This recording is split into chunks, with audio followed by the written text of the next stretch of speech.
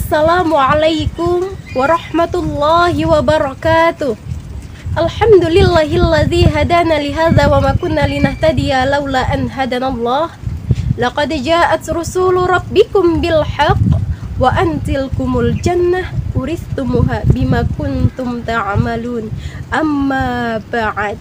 Dewan juri yang saya hormati, hadirin sebangsa dan setanah air yang saya banggakan.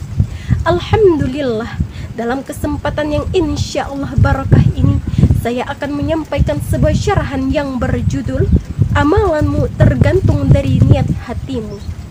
Hadirin yang dimuliakan oleh Allah, sesungguhnya Allah menciptakan hambanya tidak lainnya itu untuk beribadah kepadanya. Ibadah di sini bukan hanya salat, puasa, zakat, dan lainnya saja.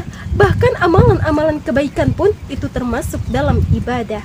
Amalan yang kita kerjakan hendaknya kita kerjakan dengan niat hati yang ikhlas supaya mendapat pahala dari Allah. Allah Subhanahu wa taala berfirman dalam Quran surah Al-An'am ayat 162. A'udzu billahi minasyaitonir rajim. Bismillahirrahmanirrahim. Qul inna salati wa nusuki wa mahyaya wa mamati lillahi rabbil alamin. Katakanlah, sesungguhnya salatku, ibadahku, hidupku dan matiku hanyalah untuk Allah, Tuhan semesta alam. Hadirin, dalam kehidupan ini Allah yang mengatur segalanya. Allah yang memberikan kita nikmat hidup, Allah yang memberikan kita rezeki berupa makan minum, bahkan kita mampu beraktivitas pun itu semua atas izin dari Allah. Oleh karena itu, janganlah kita mengerjakan satu amalan hanya karena mengharap pujian dari manusia.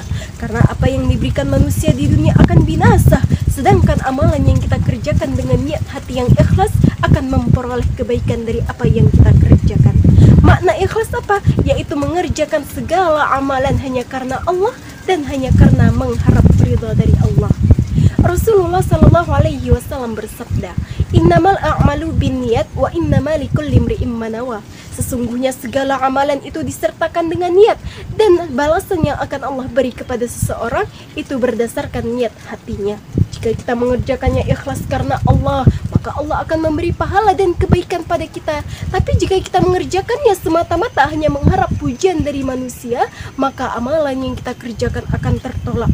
Maksudnya apa? Tidak akan diterima oleh Allah. Karena barang siapa yang mengerjakan satu amalan hanya karena mengharap pujian dari manusia, maka disebut ria, dan dilarang beramal dengan ria, karena tidak akan manfaat amalannya melainkan sia-sia. Lalu hadirin, bagaimana supaya hati kita senantiasa ikhlas? Yaitu dengan memperbanyak berdoa kepada Allah, memohon kepada Allah supaya apa yang kita kerjakan, amalan yang kita kerjakan itu semata-mata hanya karena Allah dan hanya karena mengharap pujian dari Allah. Betapa banyak amalan kecil menjadi besar karena niat ikhlas, dan betapa banyak amalan besar menjadi kecil karena niat yang tidak ikhlas. Hadis riwayat Muslim. Dari Abu Hurairah radhiyallahu anhu, Rasulullah Shallallahu Alaihi Wasallam bersabda, sesungguhnya Allah tidak melihat dari bentuk, rupa dan harta kalian, melainkan Allah melihat dari hati dan amalan kalian. Maksud amalan di sini apa? Yaitu amalan yang disertakan dengan niat ikhlas dan hanya mengharap ridha dari Allah. Lalu hadirin, imbalan apa yang akan Allah beri kepada orang yang senantiasa ikhlas? Yaitu Allah akan mempermudah jalannya menuju surga. Karena barang siapa yang beramal dengan ikhlas, maka amalannya akan senantiasa diterima oleh Allah dan akan diijabah doanya oleh Allah.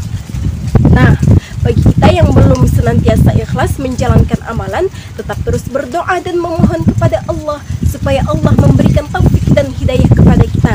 Dengan seiring berjalannya waktu, maka niat ikhlas itu akan tertanam dalam jiwa dan hati kita, insya Allah. Hadirin yang dimuliakan oleh Allah, dari syarahan yang telah saya sampaikan di atas, dapatlah kita mengambil kesimpulan yang dimana kunci diterimanya suatu amalan itu ialah niat ikhlas.